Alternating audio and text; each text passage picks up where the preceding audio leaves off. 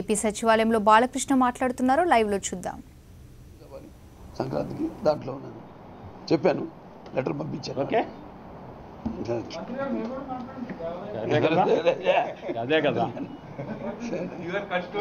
మాట్లాడినా 7/28 లేపాక్షి ఉత్సవాలు పేరు మీదుగా లేపాక్షి యొక్క చరిత్రని ప్రపంచవ్యాప్తంగా ప్రస్ఫుటం చేయాలి అని అదే నియోజకవర్గానికి చెందిన శాసనసభ్యులుగా ఉన్న ప్రముఖ లెజెండ్ శ్రీ బాలకృష్ణ గారు ఒక ఆలోచన చేయటం, దీనికోసం గతంలో ఒక మీటింగ్ని కూడా కండక్ట్ చేయటం, తరువాత ఒక రూట్ మ్యాప్తో ఇవాళ ఇక్కడ కూర్చోవడం జరిగింది.